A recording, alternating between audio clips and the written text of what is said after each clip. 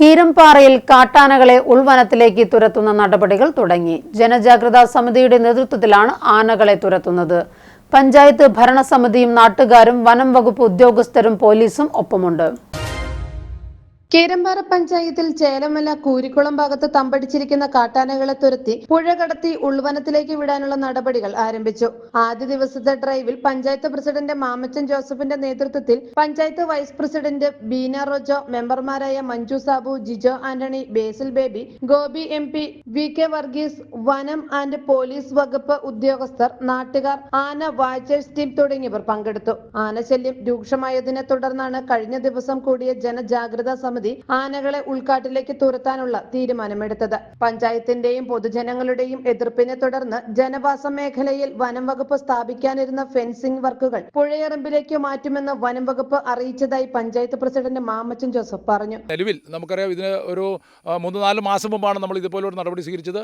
ആനയെ ഒന്ന് ഓടിച്ചു വിട്ടാൽ ഒരു 1-2 മാസത്തേക്ക് സാധാരണ വരാറില്ല. അതിൻ്റെ അടിസ്ഥാനത്തിൽ ജനങ്ങൾക്ക് ഒരു സുരക്ഷയുടെ അടിസ്ഥാനത്തിലാണ് ഈ നടപടി സ്വീകരിച്ചിരിക്കുന്നത്. വനംവകുപ്പും അതുപോലെ തന്നെ ജനങ്ങളും ആന വാച്ചേഴ്സും ആളുകൾ എല്ലാവരും, നാട്ടുകാരെല്ലാം, പഞ്ചായത്ത് ഭരണസമിതി എല്ലാം ഇതിനൊപ്പം പരിശ്രമം നടത്തിക്കൊണ്ടിരിക്കുകയാണ്. അപ്പോൾ ആനശല്യം ഇവിടെ നിരന്തരം വർദ്ധിച്ച അടിസ്ഥാനത്തിൽ ആളുകൾക്ക് ഇവിടെ രാത്രി ഉറങ്ങാൻ സാധിക്കുന്നില്ല, സ്കൂൾ കുട്ടികൾക്ക് സ്കൂളിൽ പോകാൻ സാധിക്കുന്നില്ല, കർഷകർക്ക് അതുപോലെ തന്നെ അവരുടെ കൃഷികൾ നടത്താൻ പാടില്ല. അങ്ങനെ നിരവധി ശല്യങ്ങളാണ് ഇവിടെ. ആ ശല്യം ഒഴിവാക്കാൻ വേണ്ടി വനംവകുപ്പും സർക്കാരും ശക്തമായ നടപടി സ്വീകരിക്കണം. ഇവിടെ ഫെൻസിങ്ങുമായി ബന്ധപ്പെട്ട് നമ്മൾ കഴിഞ്ഞ ദിവസം ഒരു വിവാദമുണ്ടായിരുന്നു. വനംവകുപ്പ് ഫെൻസിങ് നമ്മുടെ ജനവാസ മേഖലയിൽ കൂടി ഇടാൻ ശ്രമിച്ച ഒരു ഫെൻസിങ് ഞങ്ങളുടെ ശക്തമായ എതിർപ്പിനെ തുടർന്ന് അത് നമ്മൾ പുഴയറമ്പിൽ കൂടി ഇടാമെന്ന് വനംവകുപ്പ് നമ്മളെ അറിയിച്ചിട്ടുണ്ട്. തീർച്ചയായിട്ടും ഞങ്ങൾ അതിനെ സ്വാഗതം ചെയ്യുകയാണ്. അല്ലാതെ ജനവാസ മേഖലയിൽ നമുക്ക് ഫെൻസിങ് ഇട്ടിട്ട് കാര്യമില്ല. പുഴയറമ്പിൽ ഞങ്ങൾ ആഗ്രഹിക്കുന്നത് പുഴയറമ്പിൽ ഫെൻസിങ് അല്ല, ഫെൻസിങ്ങിനേക്കാളും ശാശ്വത പരിഹാരം ട്രഞ്ച് തന്നെയാണ്. അത് നടത്തണമെന്ന് തന്നെയാണ് ഞങ്ങളുടെ ആവശ്യം. അത് ഞങ്ങൾ വനംവകുപ്പിന് കൃത്യമായിട്ടും ഗവൺമെന്റ് അറിയിച്ചിട്ടുണ്ട്.